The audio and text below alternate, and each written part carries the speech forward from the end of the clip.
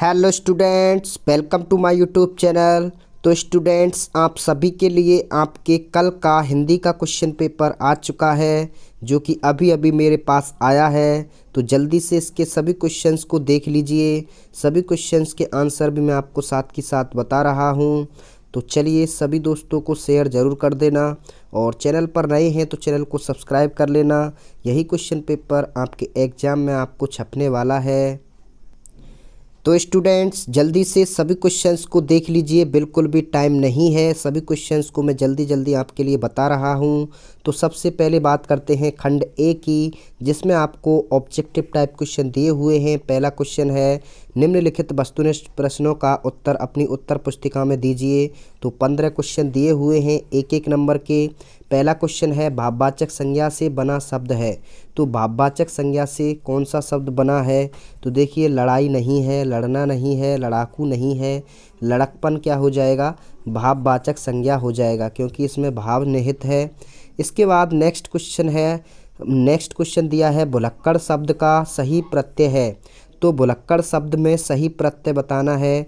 तो ड़े नहीं होगा, कड़ नहीं होगा, अड़ नहीं होगा, क्या हो जाएगा? अक्कड़। ऑप्शन डी इसका करेक्ट आंसर हो जाएगा। नेक्स्ट क्वेश्चन है आपका, तदैव में कौन सी संधि है? तो तदैव में कौन सी संधि है, ये आपको बताना है। तो ऑप्शन यहाँ पे इसका क्या हो जाएगा? तदा प्लस एव। तदा प्लस एव, जब भी आपको ऊपर डबल मात्रा दिखे तो वहाँ पे क्या होता है?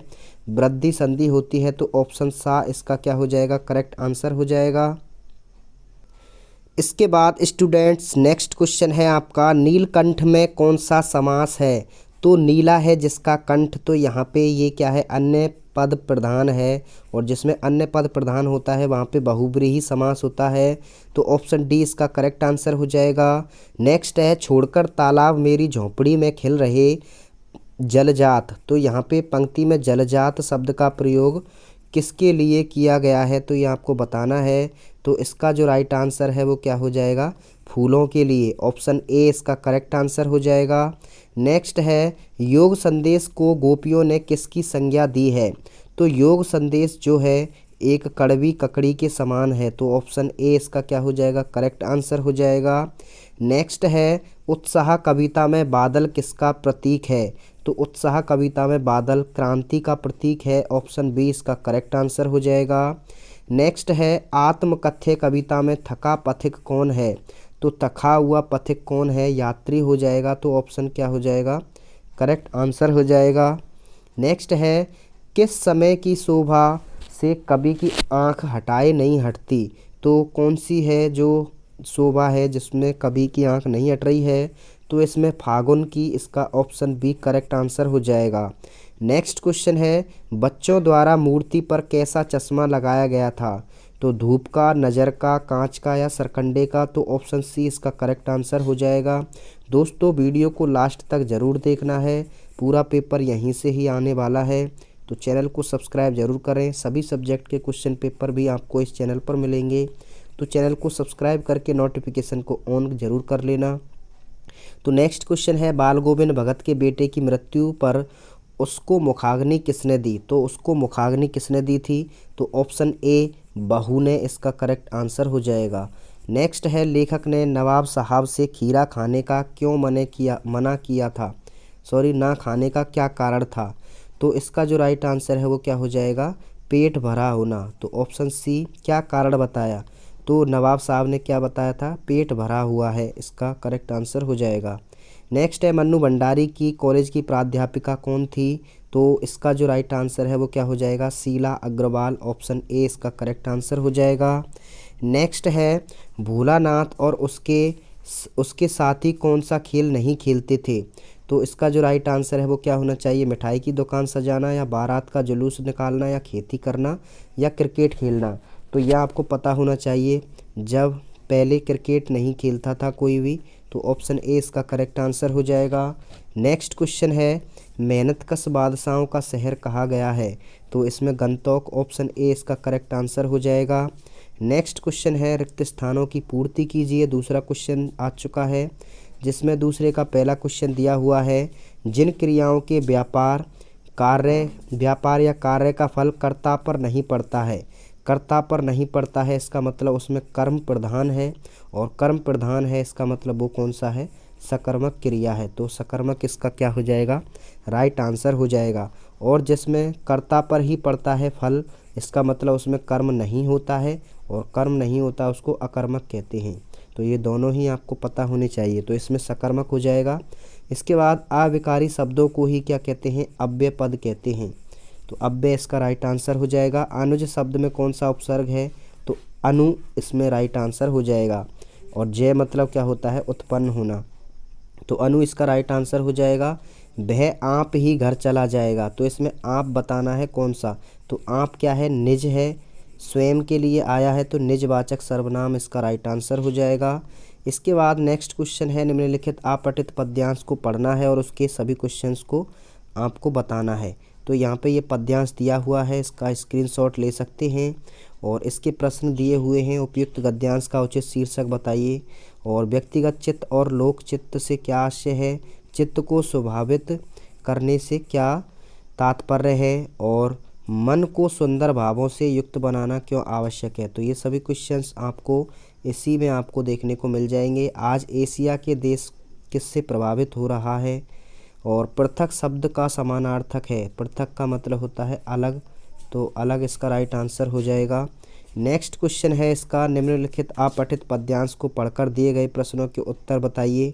तो यहाँ पे ये पद्यांश दिया हुआ है, ये भी आपको अपठित पद्यांश दिया हुआ है, इसका आंसर आपको इसमें ढूंढ के बताना है। तो यहाँ पे स्क्रीनशॉट ले सकते हैं, सभी क्वेश्चंस को आप कर सकते हैं। इसके बाद नेक्स्ट क्वेश्चन की बात करते हैं, सेक्शन बी है, इसमें क्वेश्चन दिया हुआ है, कैप्टन चश्मे वाले को सामने देखकर हालदार साहब अवाक क्यों रह गए, यानी आश्चर्यचकित क्यों रह गए, और इसका आप कारण क्या बता सकते हैं। नेक्स्ट है, भगत ने अपने बेटे की मृत्यु पर अपनी भावनाएं किस तरह से व्यक्त की थी। सातवां है, बच्चे की दंतुरित मुस्कान का कवि के मन पर क्या प्रभाव पड़ा है।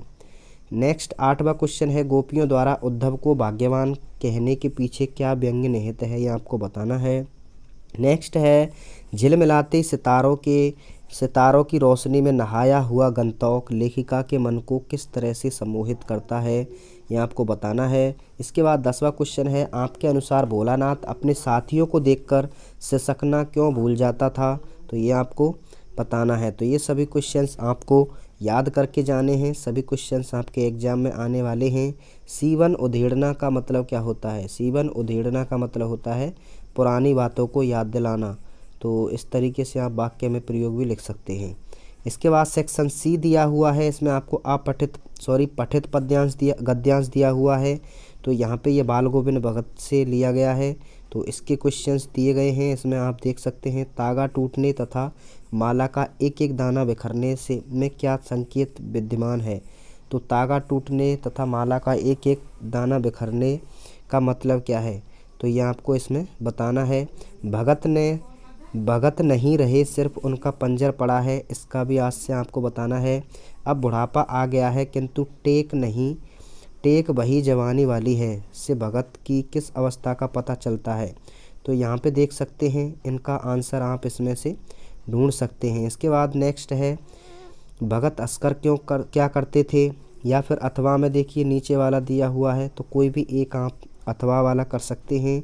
तो ये हालदार साहब वाला दिया गया है, इसके भी आपको यहाँ पे 4 क्वेश्चन दिए गए हैं, तो या तो ये वाला नीचे वाला कर सकते हैं या ऊपर वाला कर सकते हैं।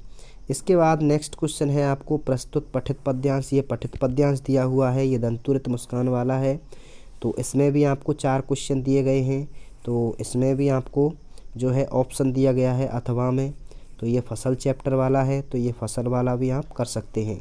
तो जल्दी से इसके सभी क्वेश्चंस को देख लीजिए, अपनी कॉपी पर इनको लिख लीजिए, नोट कर लीजिए, और इनको आपको पढ़ के जाना है, तभी आपका जो पेपर है वो बहुत अच्छा होने वाला है।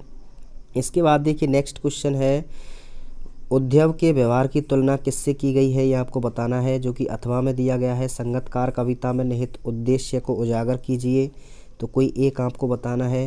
इसके बाद 15वां क्वेश्चन है, वो लंगड़ा है, लंगड़ा क्या जाएगा फौज में, पागल है पागल। तो इसमें कैप्टन के प्रति पान वाले की किस जो है टिप्पणी है, वो क्या प्रतिक्रिया है, वो आपको बताना है। आग की खोज के पीछे एक बहुत बड़ी आग की खोज एक बहुत बड़ी खोज क्यों मानी जाती है और इसके पीछे क्या प्रेरणा रही होगी आपको बताना है। इसके बाद नेक्स्ट है निराला के कृतित्व व्यक्तित्व का विषय में लिखना है या फिर अथवा में सूरदास के विषय में लिखना है। इसके बाद सेक्शन डी दिया हुआ है माता के आंचल के पाठ के आधार पर आपको बताना है कि बच्चे को अपने पिता से अधिक लगाव था, फिर भी वह विपदा के समय अपनी पिता के पास ना जाकर माता की शरण लेता है। तो ये उसने ऐसा क्यों किया ये आपको बताना है। या फिर अथवा में नीचे वाला आप कर सकते हैं। नीचे जितेन नार्गे ने लेखिका को सिक्किम की प्रकृति, वहाँ की भौगोलिक स्थिति एवं जनजीवन के बारे में क्या महत्वपूर्ण जानकारियाँ दी आपको बताना है। इसके बाद नेक्स्ट क्वेश्चन है आपको निबंध लिखना है 300 शब्दों में और कोई एक आपको करना है। तो इंटरनेट वरदान या अभिशाप पर कर सकते हैं, या राजस्थान में गहराता जल संकट पर कर सकते हैं, या बेरोजगारी एक समस्या पर कर सकते हैं, या जीवन में शिक्षा का महत्व पर कर सकते हैं, या फिर आप शिक्षा के विविध वैश्विक महंगाई पर कर सकते हैं। तो कोई एक आपको करना है। इसके बाद नेक्स्ट है आपके पिताजी का स्थानांतरण जयपुर हो गया है, तो आपको टीसी के लिए प्रार्थना पत्र लिखना है। या फिर अथवा में आपको वृक्षारोपण समारोह का आयोजन करवाया और आपकी इसमें सक्रिय भागीदारी रही, तो इस समारोह में अनुभव बताते हुए अपने छोटे भाई को पत्र लिखना है। इसके बाद नेक्स्ट क्वेश्चन है आपका 20वां क्वेश्चन, जो कि लास्ट क्वेश्चन है। पर्यावरण के प्रति जागरूकता बढ़ाने के लिए एक विज्ञापन लिखना है, या फिर अथवा विद्यालय के वार्षिकोत्सव अवसर पर विद्यार्थियों द्वारा निर्मित हस्तकला की वस्तुओं का प्रदर्शन के प्रचार हेतु विज्ञापन लिखिए। तो ये सभी क्वेश्चंस आपको तैयार करके जाने हैं। पूरा पेपर यहीं से आपका बनने वाला है। सभी दोस्तों को शेयर ज़रूर कर देना। Thank you, all the best for your exam.